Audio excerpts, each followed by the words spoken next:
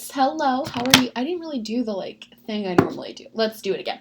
Hi friends. Hello. How are you guys? Hello. I'm doing amazing. I hope you're doing amazing too. I'm glowing today. I feel very glowy. It's literally so hot here. I can't even express to you. And I'm in a room that doesn't get air conditioning, so it's just a struggle, to be quite honest. Just so you guys know, I used a Juvia's Place palette. I know a lot of you were commenting to use the Juvia's Place palettes after my video where I talked about makeup I love but don't use. And I used it today and I love this look that came out of it. So thank you to all of you who gave me advice on how to kind of use up Juvia's Place palettes. Basically today, I want to sit down and talk to you guys about brands that I don't really support. I don't want this to be like a bashing of brands, but I also feel like it's important to maybe have a discussion about brands that you guys maybe don't support that I support. The big thing I want to take away from this, at the end of the day, this is just my opinion. This is just a video I thought people might find interesting. And I don't want you guys to feel like if you support this brand, I think you're a bad person, or you're a bad person if you support this brand. Because at the end of the day, it's everyone's decision where to spend everyone's money. It's your money. It's my money. We can spend them where they want. But I wanted to talk about brands that I personally won't spend my money on and won't be getting my money. So we're just going to get into that, I guess. Just kind of talk about it. Have a discussion about maybe things that you find offensive that I might not, or vice versa, things we can all get over. It's an interesting discussion. I know a lot of people might comment and be like, oh, it's just makeup, not that deep. But the way I see it, I do think it's a little deep because so many companies make so much money off of makeup lines. It's a really profitable industry right now.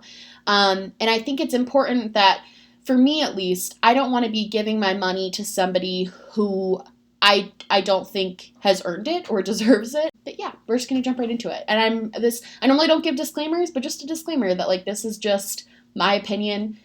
Take it as you will, and you're totally entitled to your opinions too. So don't yell at me in the comments, because I won't yell at you. The first brand that I do not support, have not put any of my own money. Some of these brands I have bought from too, but they're just now brands I don't support. It Cosmetics is not, I own things from It Cosmetics, but they were given to me as gifts. It's like my sister's favorite brand. They're not things that I personally have bought myself.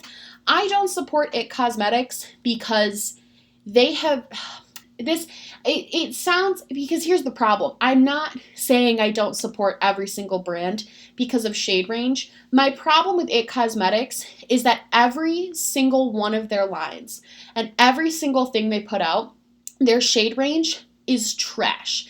And I know they say, oh, well, it's a CC cream or it's a BB cream, so it can be, you can have leeway. It is so white, so whitewashed, all of their lines, that even their powders, everything they put out is so whitewashed. And I think the turning point for me was when the CEO of the brand kind of went on this rant at some event saying that we should really be more inclusive to people who are overweight in the makeup community, which is so true. That's such a valid point to make. You're not the person to be making that point because your brand literally just ignores any different skin tone other than Wonder Bread is just completely ignored by your brand. And to have that amount of ignorance in 2018 and to not listen to the consumers that have been begging and begging for years because their products are good. This is the problem I have with them. Their It Cosmetics CC cream is amazing. It's so good. But I can't support that and tell you guys about it because you guys might not be able to buy it, and that's not fair. I saw something really interesting. There's a Reddit called r/Beauty Guru Chatter that I look at sometimes. I saw an interesting topic where somebody was like, do you think beauty gurus actually care about the shade range? And do you think beauty gurus, or is this just a hyped up thing? Personally, what I think is going on with the shade ranges and why people are getting so upset as of late, where they might not have been upset 2 or 3 years ago. Number one, as ignorant as it sounds, we really are learning more and more every day about the macro and microaggressions that different races and different people face on a day-to-day basis. Those are still being learned by a lot of people. A lot of people didn't even realize that it was a problem until 2016 because it ignorance. Like, it's not an excuse, but it's just what was happening. It was ignorance. And also, I think the popularity in makeup in general has gotten a lot bigger lately. There's been a really big boom in the last 2 or 3 years of people getting really, really, really into makeup, and makeup being a really big thing for a lot of girls and a lot of boys and a lot of people. And so I think with that increase of trying to not be such an ignorant society and the increase of makeup lovers, it's caused us to realize that this is a huge problem and that we do want to speak out on it. I think beauty gurus that bring it up, I don't think they're being, and I'm the first person to be like, that's fake, that's inauthentic, that's whatever. I don't think they're being inauthentic in these situations, and I don't think they're doing it just as like a PR move. The reason I talk about it and the reason I try to be vocal about it is because I feel so terrible if I like something, but I can't recommend it to my subscribers because they might not be able to buy it. That makes me feel awful, recommending something that other people can't buy. So when brands come out with such trash shade ranges, and when It Cosmetics, a brand who it's not even just like this is new and they just came out with a line and it was bad, consistently all of their releases have been awful for shade ranges. And I just can't support a brand where it's just consistently across the board not inclusive at all. I just can't support it. That was my little rant about inclusivity. I don't think there's any other brands on here that I'm boycotting just because of shade range. Because the whole thing with Tarte, obviously awful, and obviously I didn't buy their products for a little while, and I didn't buy the foundation and everything that just happened. Beauty Blender is on this list, but not for, it kind of is about the shade range, but not really. But I think at least their other lines have some stuff to offer for different skin tones, whereas It Cosmetics across, I hope this makes sense, It Cosmetics across the board has never catered to deeper skin tones, and I think that is disgusting.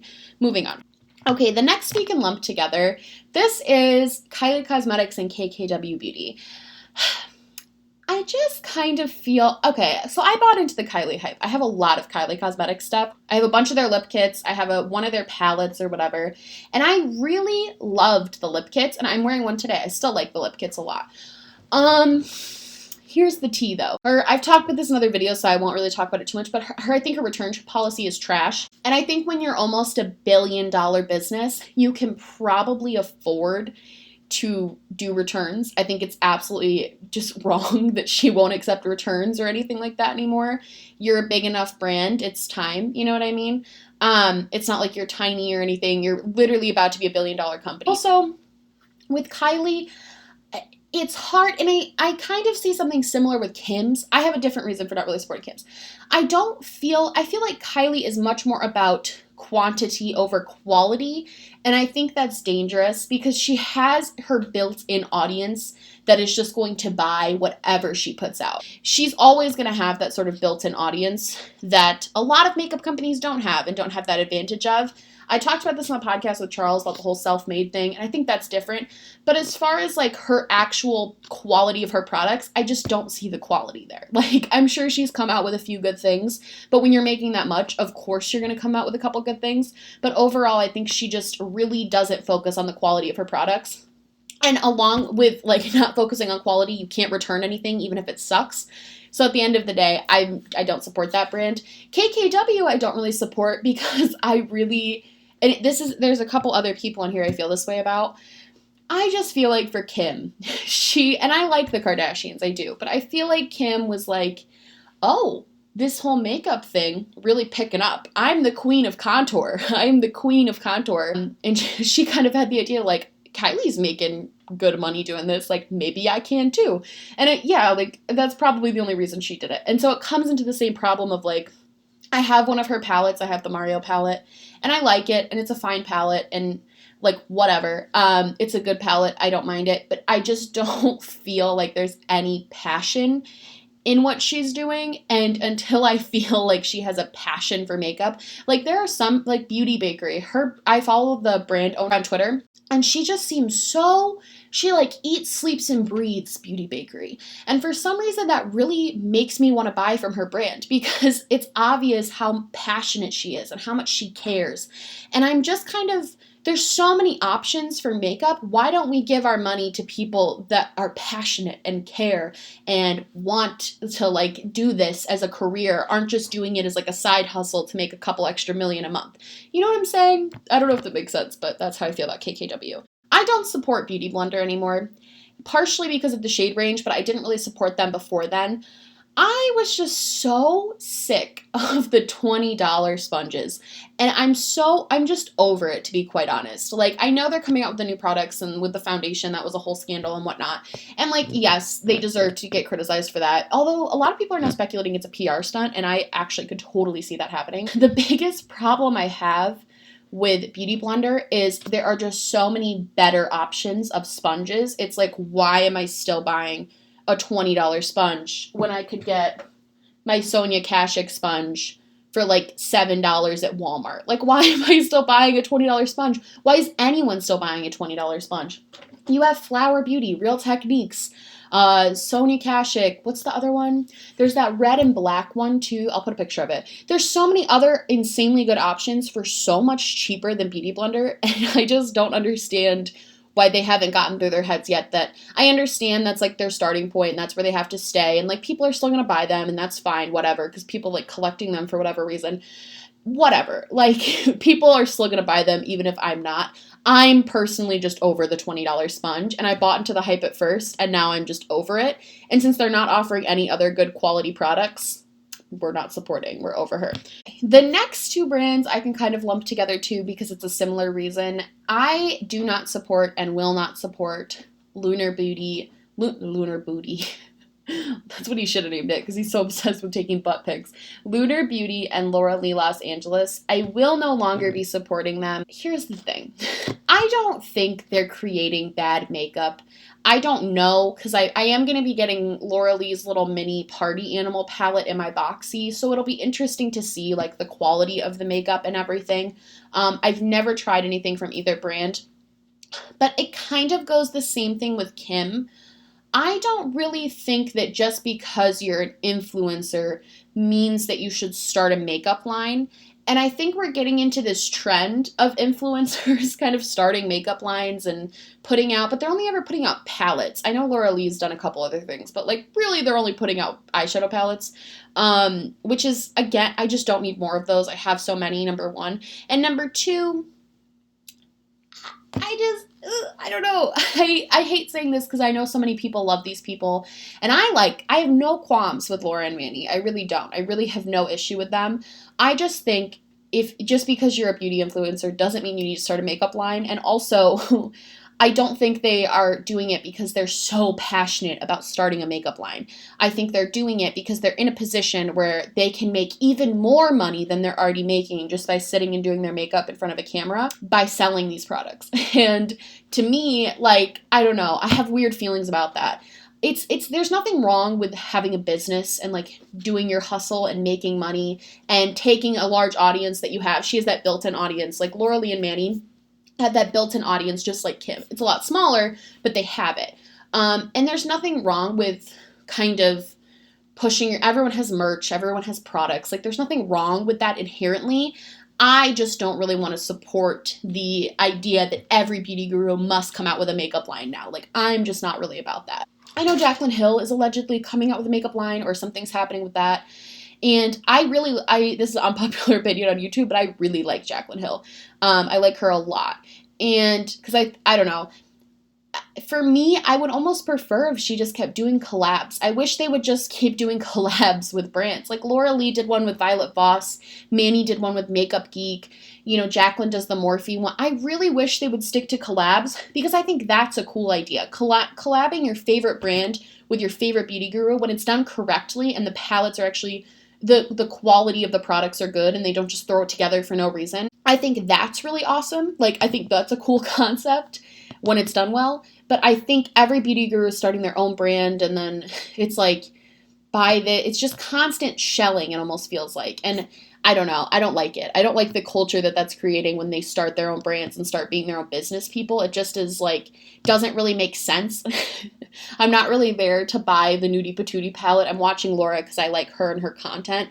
And I think it can be a dangerous game too, because again, with quality, I can't sit here and be like they're selling bad quality products to their subscribers because I've never tried them. So I'm not going to say that, but I will say I don't think there's that passion that I see in like Pat McGrath, who multi-billion-dollar company, by the way. Congratulations, because it's amazing. But, like, you see Pat McGrath, you see even Linda from Morphe. Like, she hustled. Say what you will about Morphe. She really hustled to, like, make her business profitable and make it a really successful one. And I think those are the people I'd rather be supporting, are the people who this is, like, their maybe this is just me thinking too deep about it, but the people who this is, like, their thing. This is what they want. Because there's, like I said before, there's so many options, so why not give it to the people that actually have put the time and effort into it, as opposed to just doing it because they could. They thought they had an audience for it. Like, I don't know. Just as a mini rant before I go into this next person, it's different for me having a YouTube channel. I feel like I maybe would... It's not that I wouldn't care as much, but it would feel different for me. If it was just for my personal collection and I was just collecting things, that would feel different. But I think having a YouTube channel and having, despite, it's a very small platform. Like, I don't have a ton of subscribers, but I have enough that I feel like I still would be giving a brand a platform if I put them on my channel. And that's the same reason I don't buy from Jeffree Star anymore. This is the one that always, for whatever reason, the second you utter Jeffree Star, it's like everything explodes and it's just, everyone pops off because everyone has very, very strong opinions one way or the other about Jeffree. I talked about this in my declutter, but I'm going to talk about it here too. I do not support him. Not even because I'm a very firm believer in, like, letting people grow. If people can prove to me that they've grown and they've changed and they've really, like, matured from a situation like what happened with him, like, 10 years ago or whatever, if he can prove that he's changed since then, okay, like, I'll give you an opportunity to grow and change. Because if we just cancel people forever because of something, I don't know. And again, this is where people can disagree with me. You can totally disagree with me on that, and I'll totally understand why. And I think everyone is entitled to forgive whoever for whatever reasons, whenever they want, or if they ever want to. I don't know if that sentence made sense, but you get what I mean. My problem is that I don't think he's grown, and I don't think he's changed, and I don't think he's developed into a better person. He always says, he's like, I'm going to stay out of drama now, I'm going to do this. And I think the biggest problem I have with him as of lately is just the fact that he is so incredibly aggressive and mean to people who are his fans. His fans will respond to him on Twitter, and if he doesn't agree with it, he completely destroy. You see them, like, responding to him, being like, "Oh my God, I'm so sorry. I didn't mean it that way. I'm so sorry you took it that way." Like, his fans feel awful. His fans feel terrible whenever he calls them out because he misunderstood what they said. Like, most of the time, the fans aren't even being mean to him. They're just, like, he's just misunderstanding or misconstruing what they say. And to me, if he was just a YouTuber, it might be different, and I might be able to look past that, but you're a CEO of a makeup brand. I can't have someone who is so mean to not just trolls, because if you're defending yourself against trolls, that's your business, like, whatever. But to pinpoint people who support you and treat them like trash and then there was the whole thing that happened with Instagram here for the tea talked about that I was like, that's awful. The way he talks to some of them are children too. Like, a lot of his fans are, like, young teenagers. I have a real issue with that. I take issue with really being nasty to children when they didn't do anything wrong to you in the first place, and also putting them on blast on your Twitter for thousands of other people to come and attack them. I take a real issue with that for you as a business owner. I know a lot of YouTubers do that, and I take problem with that too, but I'm not giving them my money actively. I'm not taking money out of my paycheck and giving it to them. And with Jeffree, that's what I would be doing. And I just can't support that. I have no qualms with people who do, though. If you want to support him, it doesn't matter. If I don't want to support him, it doesn't matter. At the end of the day, and I will say, I own some Jeffree Star products from before I knew about all this stuff that had happened, and I like it. They're all amazing. His lipsticks are great. His highlighters are great. I've never tried the eyeshadows, but I've heard they're amazing. The Thirsty palette looked absolutely amazing, and I wish I could buy it, and I wish I could allow myself to not really care about that, but I can't, and I do. And just because you don't doesn't mean you're a bad person, or obviously millions of people are buying from him. He's making millions of dollars. He's going to be fine without my support, but that's just a personal thing for me. And I feel like a lot of people get very heated about that, and I wish they wouldn't, because I don't want to deal with the hate in the comments that this is going to bring me from bringing this up. These final two brands are for a similar reason that I don't like Jeffree, because I didn't want to just bring up Jeffree Star Cosmetics, and then it's not even that I don't like Jeffree Star. I think he's like whatever as a person. Like, I don't hate him. It's the cosmetics, the fact that he's a brand owner, that I have a problem with. There's two other kind of smaller brands, but brands nonetheless, that I have problems with. The first one is Lashify, which you probably don't know who they are. They're very small. But if you do know, it's because they had issues with Manny MUA. This is the same reason I can't support, like, Jeffree. That owner, Manny, gave them a bad review and kind of said, like, these lashes are not easy to apply. They were selling lashes that were super, super, super expensive. And he was like, these aren't easy to apply, whatever. And the owner went on her Instagram Live and trashed him. And the biggest thing she said was, you can put on all the makeup you want, but you're still a dude.